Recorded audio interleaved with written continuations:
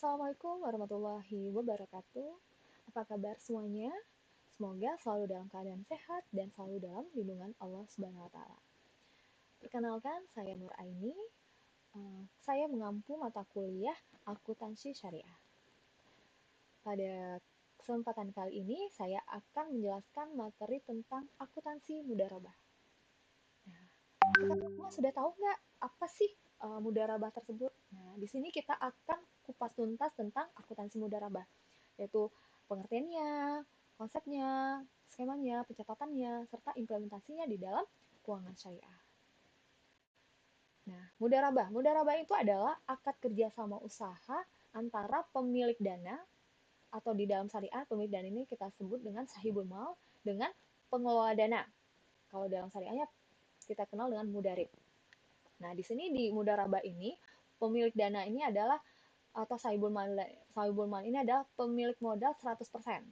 Sedangkan mudarib ini adalah yang mengelola usahanya.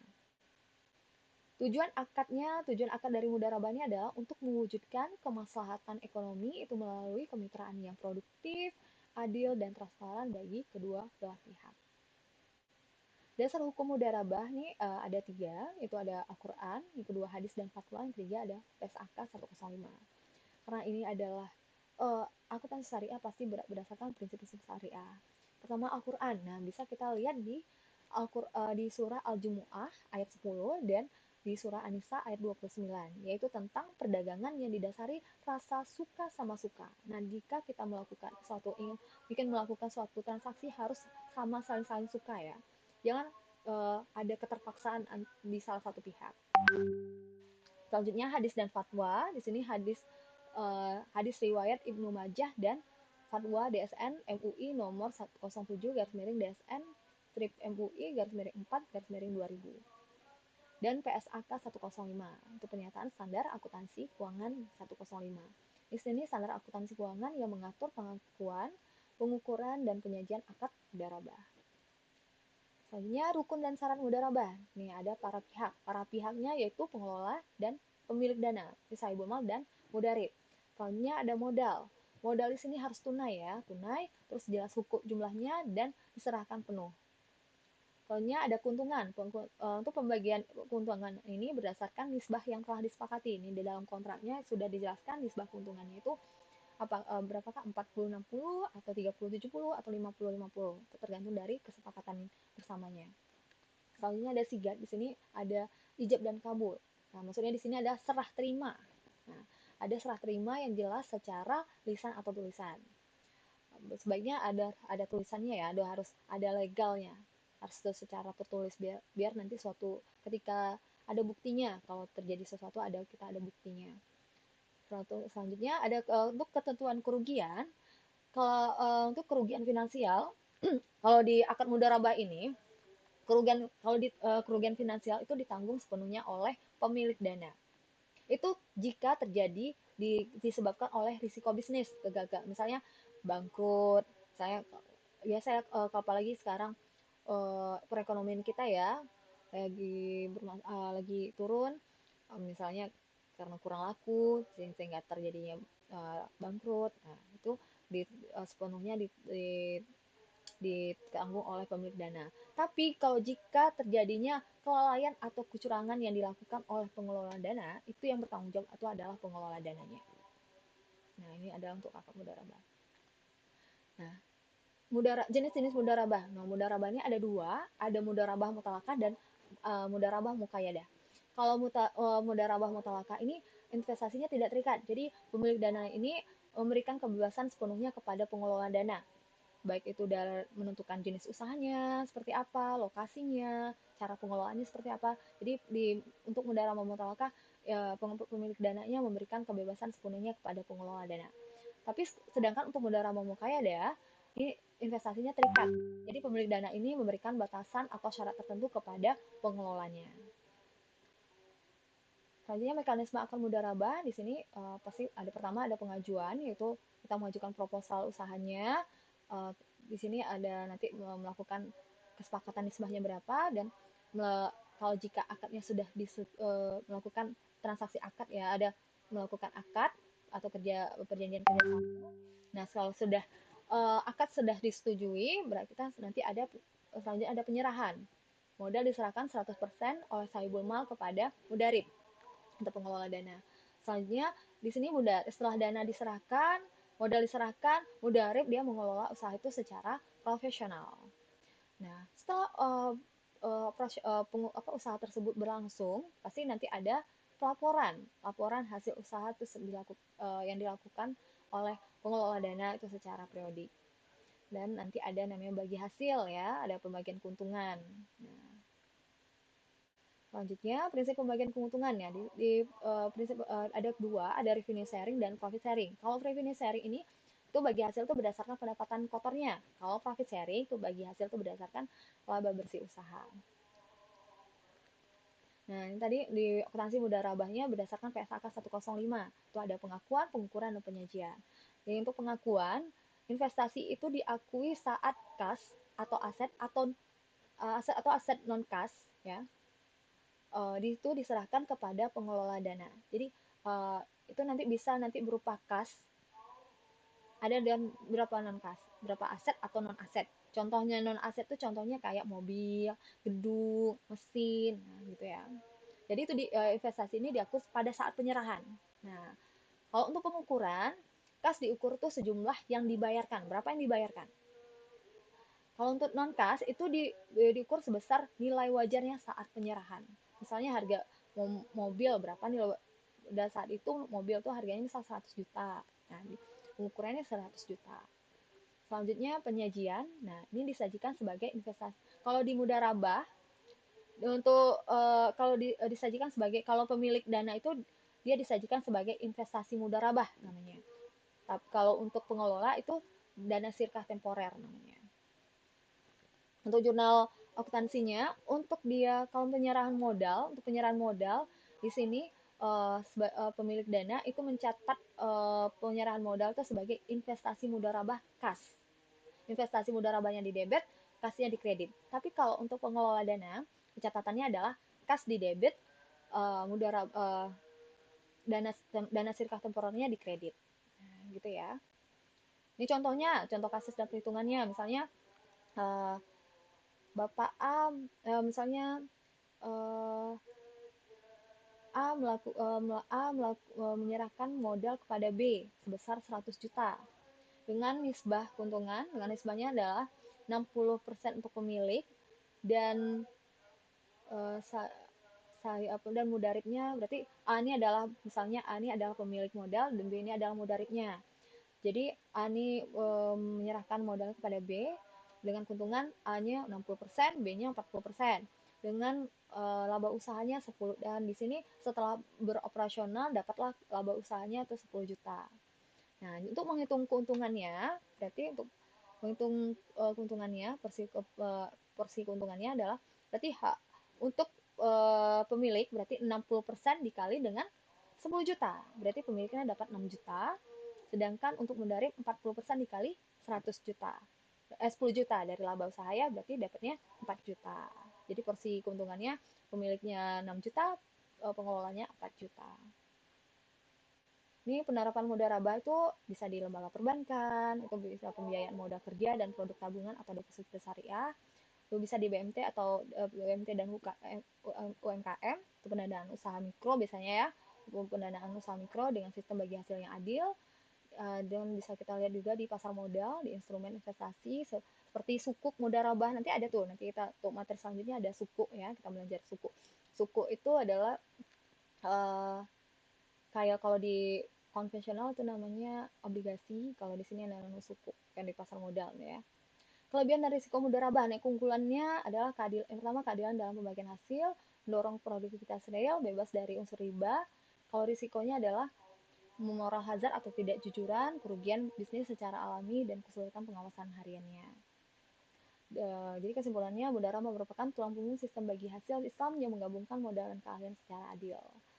Nah, pencatatan akuntansi yang tepat sesuai dengan PSAK 105 sangat besar untuk menjaga transparansi dan kepercayaan atau amanah antara sahibul mal dan mudarib dalam ekosistem ekonomi syariah. Demikianlah presentasi saya ini, semoga bermanfaat bagi kita semua. Saya akhiri, terima kasih. Assalamualaikum warahmatullahi wabarakatuh. Assalamualaikum warahmatullahi wabarakatuh. Apa kabar semuanya? Semoga selalu dalam keadaan sehat dan selalu dalam lindungan Allah Subhanahu wa taala. Perkenalkan, saya Nur Aini. Saya mengampu mata kuliah akuntansi syariah.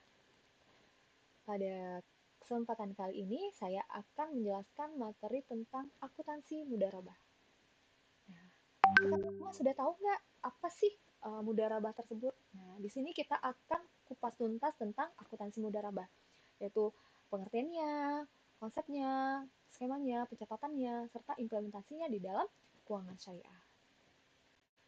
Nah, mudharabah itu adalah akad kerjasama usaha antara pemilik dana atau di dalam syariah pemilik dana ini kita sebut dengan sahibul mal dengan pengelola dana.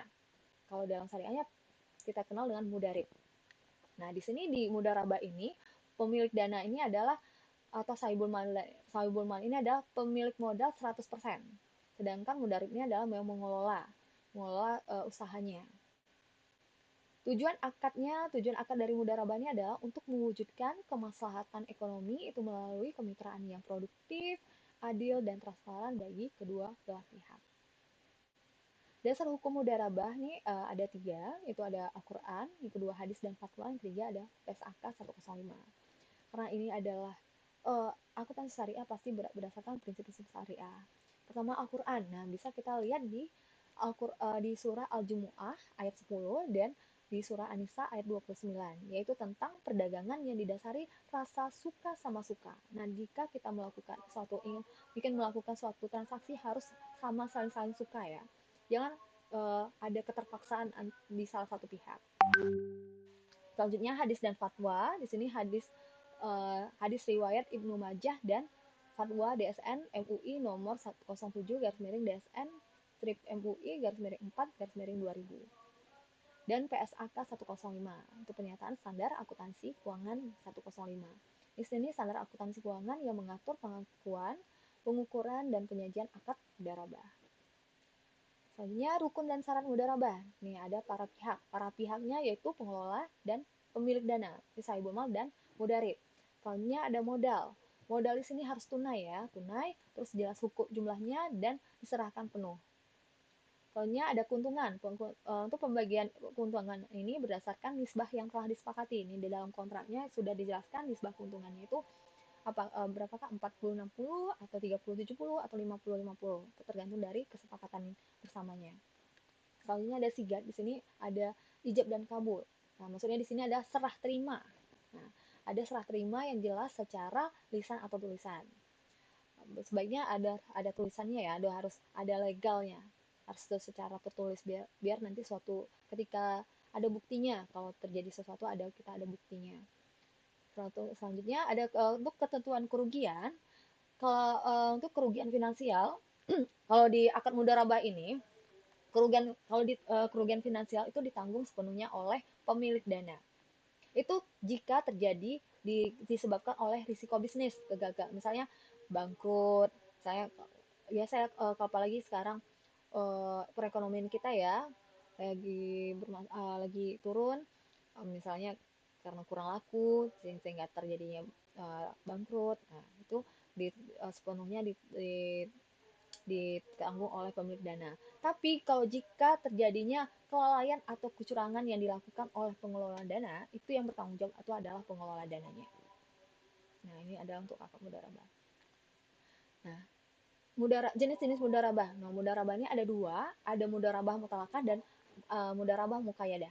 Kalau mudharabah mutalakah ini investasinya tidak terikat. Jadi, pemilik dana ini memberikan kebebasan sepenuhnya kepada pengelola dana, baik itu dari menentukan jenis usahanya seperti apa, lokasinya, cara pengelolaannya seperti apa. Jadi untuk mudharabah mutalakah ya, pemilik dananya memberikan kebebasan sepenuhnya kepada pengelola dana. Tapi sedangkan untuk mudharabah muqayyadah ini investasinya terikat. Jadi pemilik dana ini memberikan batasan atau syarat tertentu kepada pengelolanya.